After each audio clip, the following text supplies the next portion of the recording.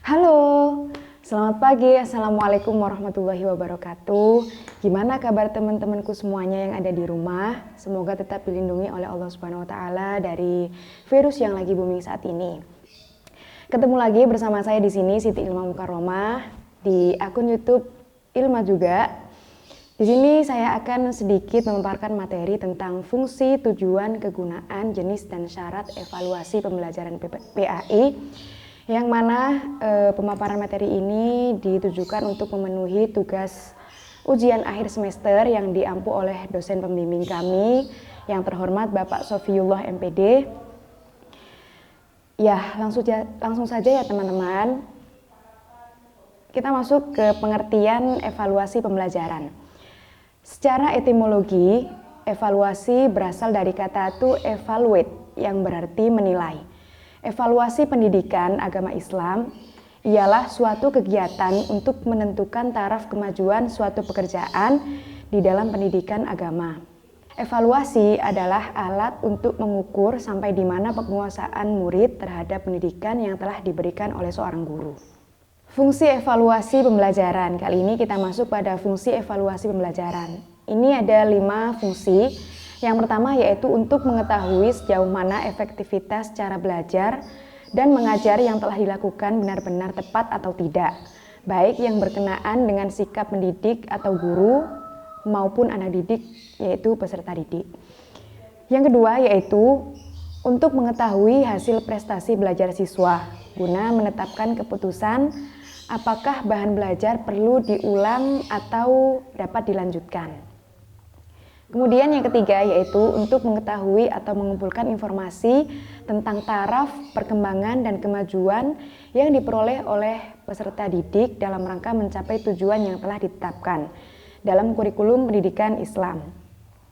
Nah, kemudian yang keempat di sini ada fungsi sebagai bahan laporan bagi orang tua murid tentang hasil belajar siswa. Laporan ini baik dalam bentuk buku rapot, piagam, sertifikat, ijazah maupun yang lainnya. Yang kelima yaitu untuk membandingkan hasil pembelajaran yang diperoleh sebelumnya dengan pembelajaran yang dilakukan sesudah itu guna meningkatkan kualitas pendidikan. Setelah itu, dari fungsi di sini ada beberapa tujuan evaluasi pembelajaran PAI.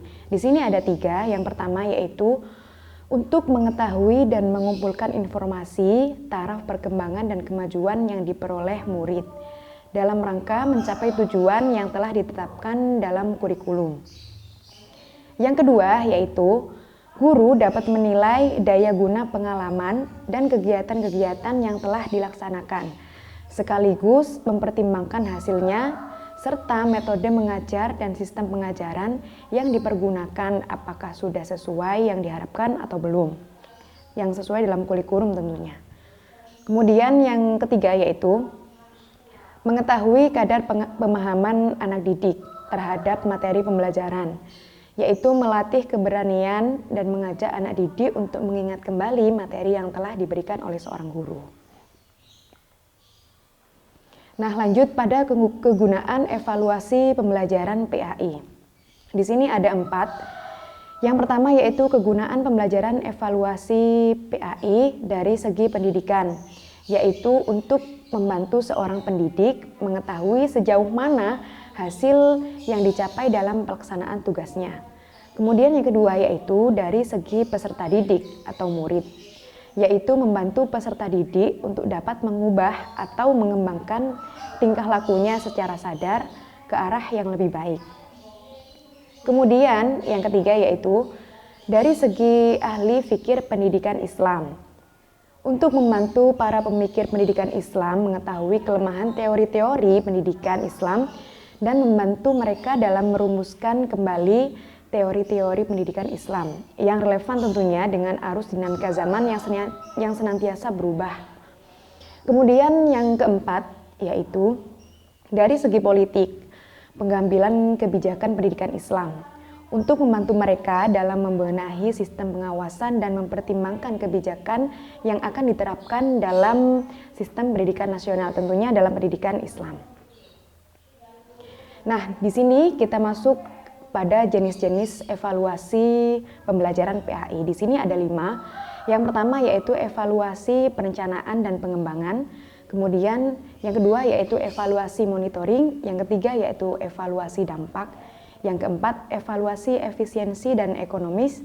Dan yang kelima yaitu evaluasi program komprehensif. Saya akan menjelaskan sedikit di sini. Yang pertama yaitu evaluasi perencanaan dan pengembangan. Hasil evaluasi ini sangat diperlukan untuk mendesain program pembelajaran. Sasaran utamanya adalah memberikan bantuan tahap awal dalam penyusunan tahapan pembelajaran. Persoalan yang disoroti penyangkutan tentang kelayakan dan kebutuhan. Hasil evaluasi ini juga dapat meramalkan kemungkinan implementasi program dan tercapainya keberhasilan program pembelajaran. Pelaksanaan evaluasi ini dilakukan sebelum program sebenarnya disusun dan dikembangkan. Lalu evaluasi monitoring. Evaluasi ini dimaksudkan untuk memeriksa apakah pembelajaran mencapai sasaran secara efektif dan apakah program pembelajaran sudah terlaksana dengan baik secara semestinya. Hasil evaluasi ini sangat baik untuk mengetahui kemungkinan pemborosan sumber-sumber waktu pelaksanaan pembelajaran sehingga dapat dihindarkan dari pemborosan tersebut. Lalu evaluasi dampak. Evaluasi ini dimaksudkan untuk mengetahui dampak yang ditimbulkan oleh suatu program pembelajaran. Dampak ini dapat diukur berdasarkan kriteria keberhasilan sebagai indikator tercapaian tujuan program pembelajaran. Lalu ada evaluasi efisiensi dan ekonomis. Yaitu evaluasi ini untuk menilai tingkat efisiensi pelaksanaan program pembelajaran. Untuk waktu itu diperlukan perbandingan biaya, tenaga, dan waktu yang diperlukan dalam suatu program pembelajaran dengan program lainnya yang memiliki tujuan yang sama. Lalu yang terakhir yaitu evaluasi program komprehensif. Evaluasi ini yaitu menilai program pembelajaran secara menyeluruh, seperti perencanaan program, kemudian pelaksanaan program, monitoring pelaksanaan, dampak program, kemudian tingkat efisiensi dan keefektifan dalam pembelajaran. Lalu yang terakhir dalam pembahasan materi tentang evaluasi pembelajaran kali ini yaitu ada syarat-syarat evaluasi pembelajaran PAI. Yang mana di sini ada beberapa syarat, yaitu ada 3. Yang pertama yaitu kesohihan atau valid, di mana ketetapan atau ketepatan evaluasi mengevaluasi apa yang harus dievaluasi. Jadi di sini harus memang benar-benar tepat dalam melakukan evaluasi pembelajaran PAI.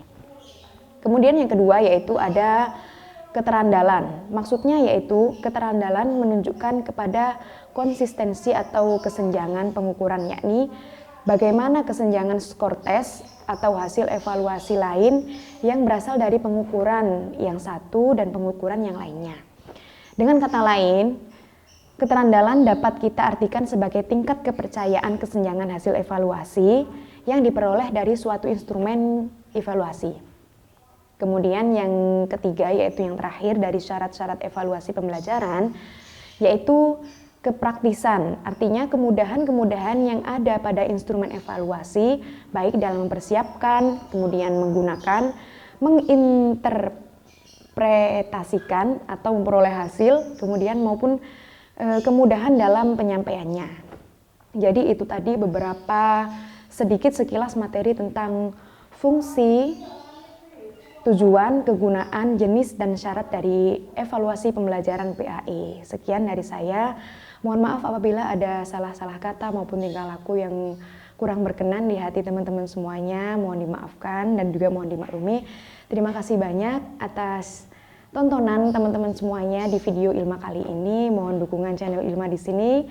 Terima kasih. Wassalamualaikum warahmatullahi wabarakatuh.